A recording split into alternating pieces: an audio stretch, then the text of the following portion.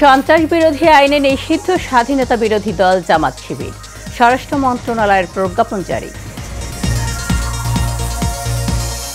বর্বরতা কোনো আন্দোলনের ভাষা হতে পারে না বললেন প্রধানমন্ত্রী। কোটা আন্দোলনে ঢুকে হত্যাযজ্ঞ চালিয়েছে জঙ্গিরা। কাল বৈষম্য বিরোধী ছাত্র আন্দোলনের গণমিছিল, গোয়েন্দা পুলিশের হেফাজতে থাকা 6 সমন্বয়ককে পরিবারের কাছে হস্তান্তর। এবং 10 আগস্ট পর্যন্ত এসএসসি ও সমমানের সকল পরীক্ষা স্থগিত, 11 আগস্ট থেকে পরীক্ষার নতুন সূচি প্রকাশ।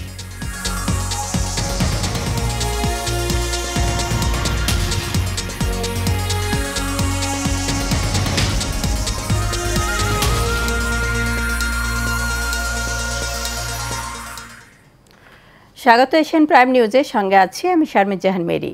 শুনছিলেন বিআরবি কেবল ইন্ডাস্ট্রিজ লিমিটেড সংবাদ শিরোনাম। এবার যাব পুরো সংবাদে। জামাত ইসলামী ও ইসলামী ছাত্র শিবিরকে নিষিদ্ধ করে প্রজ্ঞাপন জারি করেছে স্বরাষ্ট্র মন্ত্রণালয়। এর মধ্য দিয়ে স্বাধীনতার বিরোধীকারী দলটির কার্যক্রম নিষিদ্ধ হল। সরকারের নির্বাহী আদেশে সন্ত্রাস বিরোধী আইনের 18(1) ধারা অনুযায়ী জামাত ইসলামী ছাত্র শিবির ও তাদের অন্যান্য অঙ্গ সংগঠনকে নিষিদ্ধ করা হয়েছে। সামির আহমেদের ক্যামেরায় আরও জানাচ্ছেন পাতেন বিপ্লব। সংস্কার আন্দোলন ঘিরে সহিংসতার ঘটনায় জামায়াত ও এর ছাত্র সংগঠন ইসলামী ছাত্র শিবিরের জড়িত থাকার অভিযোগ করে আসছিলেন সরকারের মন্ত্রীরা। এমন পরিপ্রেক্ষিতে গত সোমবার আওয়ামী লীগের নেতৃত্বাধীন 14 দলীয় সভায় জামাত শিবিরকে নিষিদ্ধ করার বিষয়ে একমত হন ওই জোটের শীর্ষ নেতারা। আওয়ামী লীগের সভাপতি ও প্রধানমন্ত্রী শেখ হাসিনার সভাপতিত্বে সেই বৈঠক অনুষ্ঠিত হয়। জোটের বৈঠকে সিদ্ধান্তের 48 ঘণ্টা পর সরকারের নির্বাহী আদেশে জামাত ও ছাত্র শিবিরকে নিষিদ্ধ করা হলো। আদালতের রায়ে নির্বাচন কমিশন 2013 সালে জামায়াতের নিবন্ধন বাতিল করে। জামায়াতের পক্ষ থেকে হাইকোর্টের রায়ের বিরুদ্ধে আপিল করা হয়েছিল, তবে আপিল বিভাগ 2023 সালের 19 নভেম্বর জামায়াতের আপিল খারিজ করে দেন। ফলে দলটির নিবন্ধন বাতিলের সিদ্ধান্ত এখনও বহাল রয়েছে। 1971 সালে মহান মুক্তিযুদ্ধে যুদ্ধাপরাধের দায়ে জামায়াতের শীর্ষ নেতাদের ফাঁসির রায়ও কার্যকর হয়েছে। স্বরাষ্ট্র মন্ত্রণালয়ের জননিরাপত্তা বিভাগের সচিব জাহাঙ্গীর আলম স্বাক্ষরিত প্রজ্ঞাপনে বলা হয়েছে, যেহেতু আন্তর্জাতিক অপরাধ ট্রাইব্যুনাল কর্তৃক প্রদত্ত কয়েকটি মামলার রায়ে বাংলাদেশ জামাতে ইসলামী এবং তাদের অঙ্গ সংগঠন বাংলাদেশ ইসলামী ছাত্র শিবিরকে 1971 সালে মুক্তিযুদ্ধকালে সংঘটিত গণহত্যা, যুদ্ধাপরাধ ও মানবতা বিরোধী অপরাধে দায়ী হিসেবে গণ্য করা হয়েছে।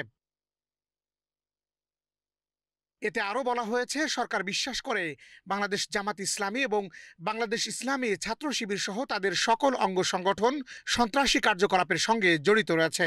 তাই সরকার সন্ত্রাস বিরোধী আইন 2009-এর ধারা 18(1) এ প্রদত্ত ক্ষমতা বলে বাংলাদেশ জামাত ইসলামী এবং বাংলাদেশ ইসলামী ছাত্র শিবির সহ সকল অঙ্গ সংগঠনকে রাজনৈতিক দল এবং সংগঠন হিসেবে নিষিদ্ধ ঘোষণা করে এবং উক্ত আইনের তফসিল 2-এ বাংলাদেশ জামাতি ইসলামী ও ছাত্র শিবির সহ সকল অঙ্গ সংগঠনকে নিষিদ্ধ সত্তা হিসেবে তালিকাভুক্ত করে, যা অবিলম্বে কার্যকর হবে। কি হিসাবে হবে? এই দলের আন্ডারে তারা রাজনীতি করতে পারবে না। এবং তারা যদি দেখেন, আবারও আমি বলছি, বাংলাদেশে আইন আছে, তারা যদি বাংলাদেশের কোনো আইনে অপরাধ করে থাকে অবশ্যই তাদের বিচার হবে। কিন্তু এটা যদি আপনারা বলেন গণহারে জামাতে ইসলামের যারা নতুন কর্মী, যারা 1971 পরে জন্ম নিয়েছে কিন্তু তাদেরকে বিচার করা হবে, আমি এরকম গণহারে বিচার করা হবে না। এর আগে আইনমন্ত্রী জামাত নিষিদ্ধের বিষয়ে গণমাধ্যম কর্মীদের অবহিত করেন। স্বাধীনতার বিরোধিতা করা দলটিকে পরবর্তীতে মানবতা বিরোধী হিসেবে সর্বোচ্চ আদালত চিহ্নিত করেছিল। অনেক দল গেছে, অনেক দলের কি হয়েছে আপনারা। বাতেন বিপ্লব, এশিয়ান টেলিভিশন, ঢাকা। বর্বরতা কোনো আন্দোলনের ভাষা হতে পারে না উল্লেখ করে প্রধানমন্ত্রী শেখ হাসিনা বলেছেন, আন্তর্জাতিক তদন্ত করে বের করা হবে কারা এসবে জড়িত। সেই তদন্তে জাতিসংঘ সহ যে কোনো দেশ চাইলে অংশ নিতে পারবে। জাতীয় শোক দিবস উপলক্ষে কৃষক লীগ আয়োজিত আলোচনা সভায় কথা বলেন তিনি। বিস্তারিত নূর মোহাম্মদ ভূঁইয়ার রিপোর্টে। জাতীয় শোক দিবস উপলক্ষে শোকের মাসের প্রথম দিনে রাজধানী কৃষিবিদ ইনস্টিটিউটে স্বেচ্ছায় রক্তদান কর্মসূচি, আলোচনা সভা ও দোয়া মাহফিলের আয়োজন করে কৃষক লীগ। এতে প্রধান অতিথি হিসেবে যোগ দেন আওয়ামী লীগ সভাপতি ও প্রধানমন্ত্রী শেখ হাসিনা। বক্তব্যে শেখ হাসিনা বলেন, পাকিস্তানের প্রেতাত্মারা আবারও জেগে উঠেছে, যা কোটা আন্দোলনের নামে ধ্বংসাত্মক সহিংসতায় দৃশ্যমান হয়েছে।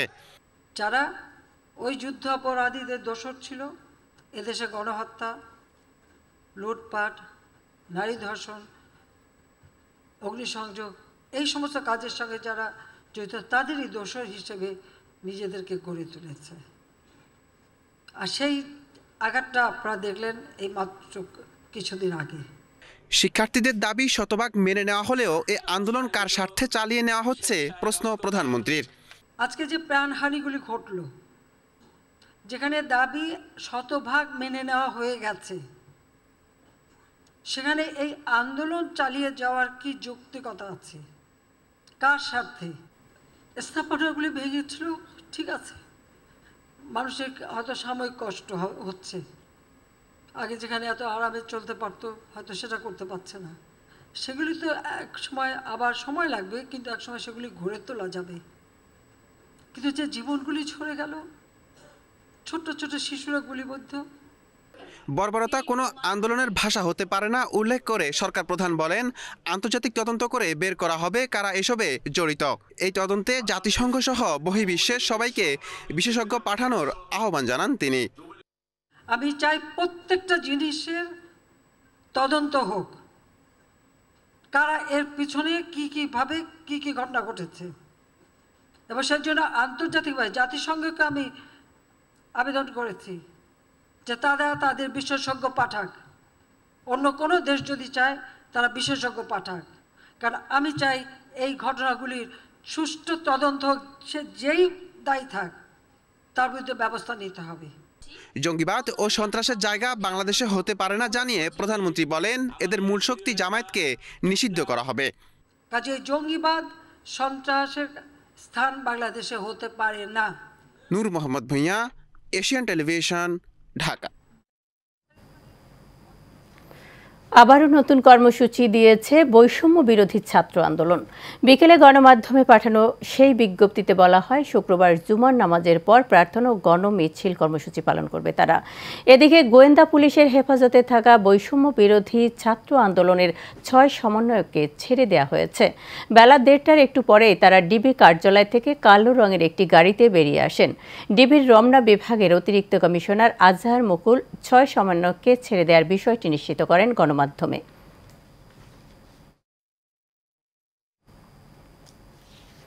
আগামী 10 আগস্ট পর্যন্ত এসএসসি ও সমমানের পরীক্ষা স্থগিত করা হয়েছে। আজ ঢাকা শিক্ষা বোর্ডের চেয়ারম্যান অধ্যাপক তপন কুমার সরকার জানান, কোটার সংস্কার আন্দোলন ঘিরে উদ্ভূত পরিস্থিতিতে নতুন সময়সূচিতে আগামী 11 আগস্ট থেকে এসএসসি ও সমমানের পরীক্ষা নেওয়া হবে। এরই মধ্যে শিক্ষা বোর্ডের ওয়েবসাইটে রুটিন প্রকাশ করা হয়েছে। এর আগে দেশ জুড়ে কোটা সংস্কার আন্দোলনকে ঘিরে সহিংসতার ঘটনায় কয়েক দফায় চলমান এসএসসি ও সমমানের পরীক্ষা স্থগিত করা হয়। গোপালগঞ্জের মকসুদপুরে বাস ও ট্রাকের মাঝে চাপা পড়ে ইজি বাইকের চালক সহ 4 জন নিহত হয়েছেন। দুপুরে ঢাকা বরিশাল মহাসড়কের ডোমরাকান্দি নামক স্থানে মিম হোটেলের সামনে এ ঘটনা ঘটে। পুলিশ জানায়, ঢাকাগামী সাকুরা পরিবহনের একটি বাস এবং একই দিক থেকে আসা একটি ট্রাক অটোরিকশাকে চাপা দিলে ঘটনাস্থলে ইজি বাইকের যাত্রী 2 ভাই বশার শেখ ও খায়ের শেখ নিহত হন এবং ইয়ার আলী ও ইজি বাইক চালক হাসান শেখ গুরুতর আহত হন। তাদের হাসপাতালে নেওয়া হলে চিকিৎসাধীন অবস্থায় 2 জন মারা যান। বঙ্গবন্ধু শেখ মুজিবুর রহমান ও বঙ্গমাতা শেখ ফজিলাতুন্নেসা মুজিব সহ শহীদদের স্মরণে জাতীয় শোক দিবস উপলক্ষে নারায়ণগঞ্জের 2500-এ শোক র্যালি করা হয়েছে। বিকেলে ঢাকা সিলেট মহাসড়কে উপজেলার 7 গ্রাম ইউনিয়ন আওয়ামী লীগ, যুবলীগ, ছাত্রলীগ, স্বেচ্ছাসেবক লীগ সহ বিভিন্ন অঙ্গ সংগঠনের হাজারো নেতাকর্মীরা এতে অংশ নেন। মিছিলের নেতৃত্ব দেন জাতীয় সংসদের হুইপ ও স্থানীয় সংসদ সদস্য নজরুল ইসলাম বাবু। এ সময় উপজেলা আওয়ামী লীগের সিনিয়র নেতৃবৃন্দ উপস্থিত ছিলেন। পরে সংক্ষিপ্ত বক্তব্যে হুইপ নজরুল ইসলাম বাবু বলেন, যারা 2013-14 এর মতো আবারও দেশকে নিয়ে ষড়যন্ত্র করছে, কঠোরভাবে তাদেরকে মোকাবেলা করা হবে। দেশবিরোধী অপশক্তিকে প্রতিহত করতে নেতাকর্মীদের প্রতি আহ্বানও জানান হুইপ নজরুল ইসলাম বাবু এমপি। মেজবান চট্টগ্রামের ঐতিহ্যের একটি ধারক এই ধারাবাহিকতায় ইউরোপের মানবতার দেশ হিসেবে সুপরিচিত ইতালি ঐতিহ্যবাহী পর্যটন নগরী ভেনিসতে বৃহত্তর চট্টগ্রামবাসীর আয়োজনে অনুষ্ঠিত হল মেজবানি 2024। হাজারো মেহমানের উপস্থিতিতে এই মেজবান বড় ধরনের মিলন মেলায় পরিণত হয়। রাজনৈতিক ও সামাজিক ব্যক্তিত্ব এবং কমিউনিটির সকল নেতৃবৃন্দ দল বেঁধে মেজবানে অংশগ্রহণ করেন। এ সময় উপস্থিত ছিলেন মহিউদ্দিন মিন্টু, সনদ বড়ুয়া, মোশাররফ হোসেন, নাসির উদ্দিন, ইসমাইল হোসেন সুমন, মোহাম্মদ হোসেন চৌধুরী আরও অনেকে। অনুষ্ঠানে বক্তারা বলেন, ঐতিহ্যের ধারক ও বাহক এই মেজবান সবার মাঝে নতুন মেলবন্ধন সৃষ্টি করে।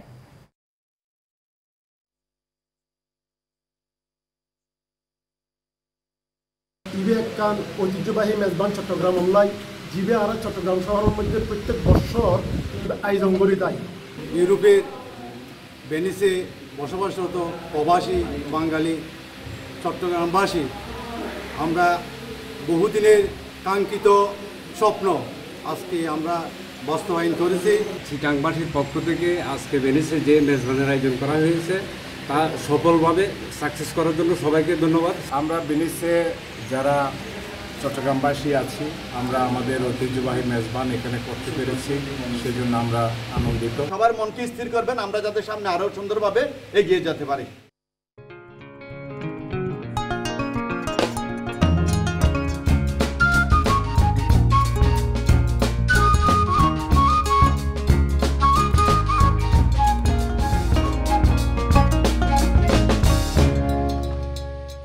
এবার এই সেমিস্টার চট্টগ্রাম সংবাদ।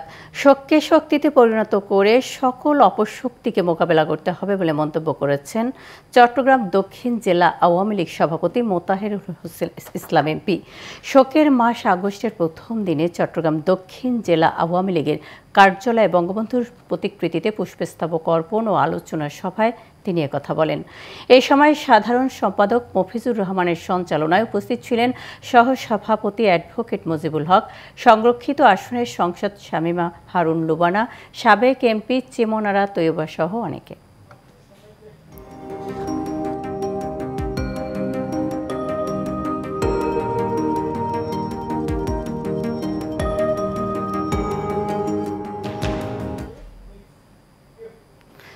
এবার শিউডিল প্রেজেন্টস হেলথ অ্যান্ড বিউটি। দাউদ খোসপাসরা ফুসকুড়ি সকল রোগের জন্য একটি মলম এবং বিফলে মূল্য ফেরত। লোক সমাগম স্থানে বিশেষ করে ডাক্তার চেম্বারের আশেপাশে প্রায় দেখা যায় একজন দাঁড়িয়ে এভাবেই ওষুধ বিক্রি করছে।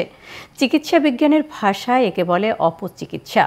আমাদের দেশে এর প্রচলন এত বেশি যেটা উন্নত বিশ্বে একেবারেই নেই। এ বিষয়ে একান্ত সাক্ষাৎকারে কথা বলেছেন আন্তর্জাতিক ত্বক বিশেষজ্ঞ অধ্যাপক ডাক্তার এমইউ কবির চৌধুরী। ফুটপাত কিংবা রাস্তার ধারে এক ধরনের মলম বিক্রি হয় যা দেওয়ার সঙ্গে সঙ্গে দাউদ খোসপাসরা ফুসকুড়ি একেবারেই বন্ধ হয়ে যায়। এরকম ওষুধ বিক্রেতা হরহামেশাই আমাদের চোখে পড়ে, কিন্তু এর পরবর্তীতে পার্শ্ব প্রতিক্রিয়া ত্বকের জন্য ভয়াবহ বিপর্যয় ডেকে আনে। অপচিকিৎসা বা মেল ট্রিটমেন্ট এটা অতি বেশি আমাদের দেশে, যেটা উন্নত বিশ্বগুলিতে নাই। যেমন আমার চেম্বারের সামনেই প্রায়ই দেখি একজন দাঁড়ায় আছে, দাউদ খোসপাসরা খুশকি যত রকমের আপনার রোগ আছে, এটা কোনো সমস্যা নাই, এই কাউর দাউদ অনেক কিছু বলে এবং একটি মাত্র মলম, এবং যদি ভালো নয় বিফলে মূল্য ফেরত। তো এইটা হয় কি অনেক সাইড এফেক্ট, বিভিন্ন উপাদান থাকে, এটা কিন্তু অনেকটা ধন্যেত্তরী দেওয়ার সঙ্গে সঙ্গে কমে যাবে। তার কারণ এর মধ্যে হাইপার স্টেরয়েড থাকে অথবা কোনো অ্যাসিড থাকে, সঙ্গে সঙ্গে এটা ভালো দেখা যায়, মানুষ এটা ব্যবহার করে, কিন্তু পরবর্তীতে দেখা সাইড এফেক্ট। এরকম রং ফর্সাকারী ক্রিম ব্যবহারের ফলে চামড়া পাতলা হয়ে ছোট ছোট রক্তনালী দেখা যায়, যাতে ত্বকের বিভিন্ন ধরনের রোগের সংক্রমণ হয়। সুন্দর সুন্দর চটকদার বিজ্ঞাপন দিয়ে এই মলম বিক্রি করছেন, ক্রিম বিক্রি করছেন, পাউডার বিক্রি করছেন, এবং তারা বিভিন্ন রকম, এবং মানুষ প্রলব্ধ হয়ে যাচ্ছে, কিন্তু বেশিরভাগই তারা প্রতারিত হচ্ছে। এবং এইটা বন্ধ করার একমাত্র উপায় হলো যদি সরকার চেষ্টা করেন যে এই ধরনের যাদের চিকিৎসা সনদ নাই, সনদ ছাড়া এই চিকিৎসা ব্যবসা করা যাবে না, সেটা একমাত্র সম্ভব। আর যদি মিডিয়া মানুষকে বোঝানোর চেষ্টা করেন যে আপনারা ব্যবহার করবেন না, কারণ যদি ব্যবহারকারী না থাকে ও কার কাছে বিক্রি করবে, ওই বিক্রেতাকে থামানো যাবে না। তাই যারা ব্যবহার করেন তাদের বোঝানো যে ব্যবহার করবে না, তাহলে আস্তে আস্তে এই ধরনের যারা অপচিকিৎসা থেকে আমাদের দেশ রক্ষা পাবে। এটা বন্ধ করার জন্য সরকারকে উদ্যোগ নিতে হবে। চিকিৎসা সংক্রান্ত ব্যাপারে কোনো কিছু করতে চিকিৎসার সনদ নিতে হবে, তাহলে ক্রমান্বয়ে অপচিকিৎসা থেকে আমরা রক্ষা পাবো, আমাদের ত্বক রক্ষা পাবে। এরই সাথে শেষ করবো এশিয়ান প্রাইম নিউজ। তার আগে বিআরবি কেবল ইন্ডাস্ট্রিজ লিমিটেড সংবাদ শিরোনাম জানাবো আরও একবার।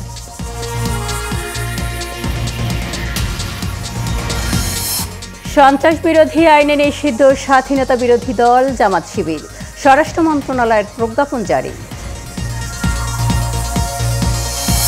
বর্বরতা কোনো আন্দোলনের ভাষা হতে পারে না বললেন প্রধানমন্ত্রী। কোটা আন্দোলনে ঢুকে হত্যাযজ্ঞ চালিয়েছে জঙ্গিরা। কাল বৈষম্য বিরোধী ছাত্র আন্দোলনের গণমিছিল, গোয়েন্দা পুলিশের হেফাজতে থাকা 6 সমন্বয়ককে পরিবারের কাছে হস্তান্তর। এবং 10 আগস্ট পর্যন্ত এসএসসি ও সমমানের সকল পরীক্ষা স্থগিত, 11 আগস্ট থেকে পরীক্ষার নতুন সূচি প্রকাশ। এই ছিল আমাদের এখনকার মতো সংবাদ আয়োজনে। আমাদের পরবর্তী আয়োজন দেখার আমন্ত্রণ জানিয়ে শেষ করছি। এতক্ষণ আমাদের সাথে থাকার জন্য ধন্যবাদ। শুভরাত্রি।